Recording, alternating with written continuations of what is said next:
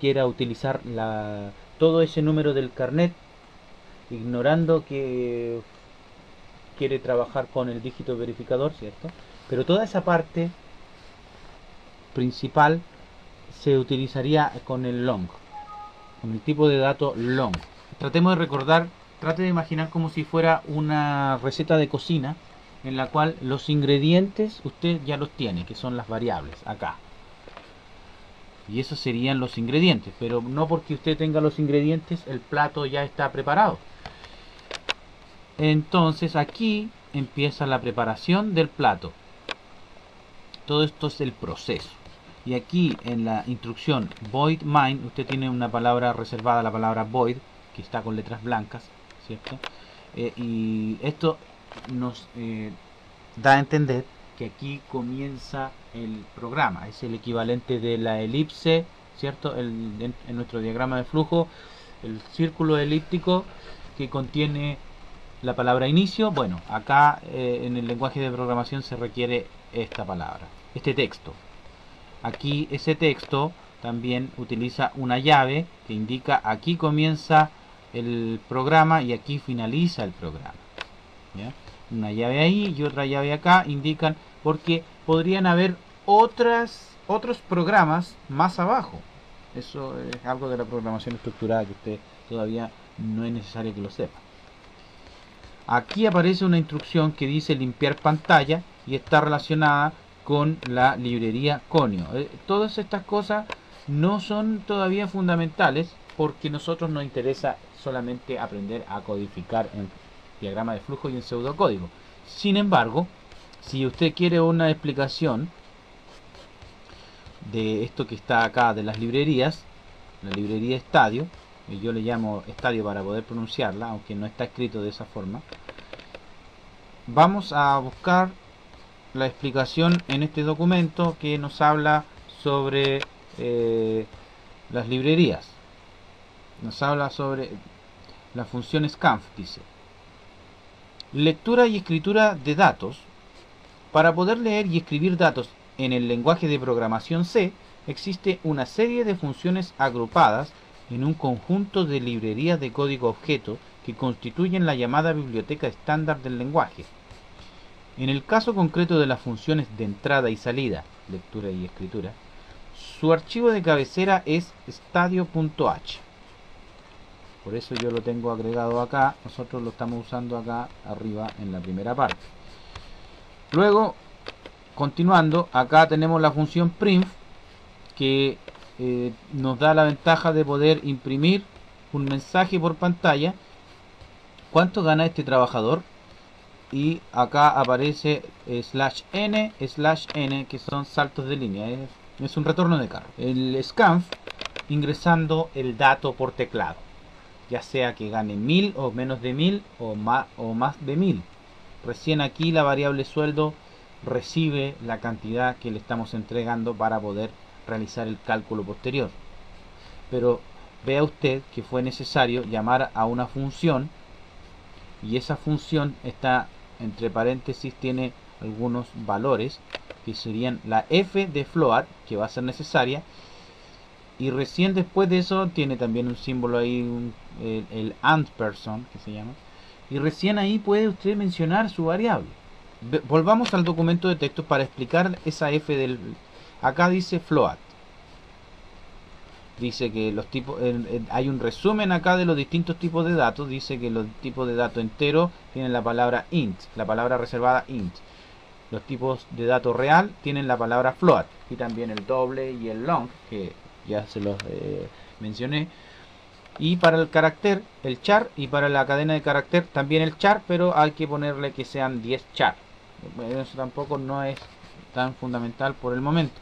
Pero acá no aparece el formato, las especificaciones de formato. Dice que la función print requiere un formato acá.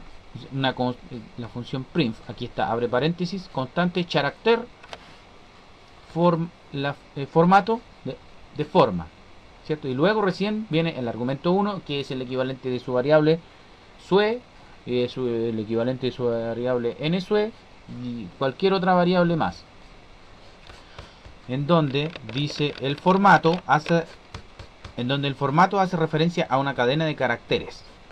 Y aquí sale explicado para los tipos de datos float usted va a tener que decir con el símbolo de porcentaje y la letra F que va a trabajar con un tipo de dato real. Y eso es lo que se ve aquí en esta instrucción, ¿cierto? Que va a trabajar con un tipo, que le va a enviar usted un tipo de dato float, un tipo de dato real, un tipo de dato con decimales, números decimales, y que puede ser también un número negativo, por ejemplo el menos 7,3.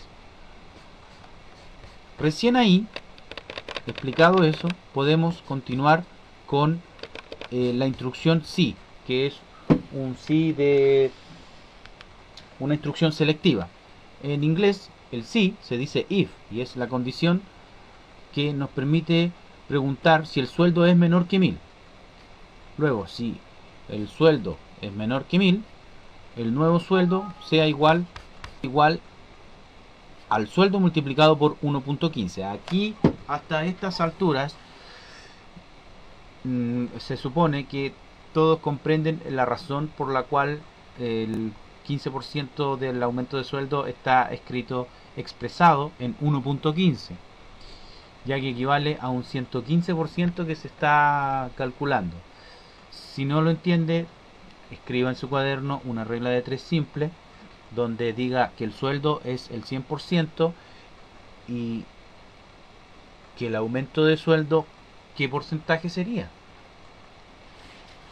Calcule, multiplique cruzado y divida por la cantidad que queda y calcule la incógnita. Entonces, aquí en la última instrucción nos dice que imprima, print, este texto. Entonces se le aumentará el sueldo a peso. Porcentaje F, acá indica que va a enviar un tipo de datos float y es la variable nuevo sueldo. Y acá aparece una instrucción que nos dice que va a quedar que es necesaria para que podamos ver los resultados en pantalla, porque si no estuviera esta instrucción no alcanzaríamos a visualizar el resultado y se cerraría la pantalla. Pero en lo medular vamos a probar ahora con los datos. Ahí está compilándose con Alt F9 y con Control F9 usted ejecuta el programa. Y el primer dato, según la tabla, dice 840.50. 840.50 se calcula y le responde 966,57. El segundo dato es 1200. Volvemos a ejecutar el programa con Control F9. 1200. Enter. Entonces se le aumentará el sueldo a 1344 pesos. Se vuelve a ejecutar el programa. 1950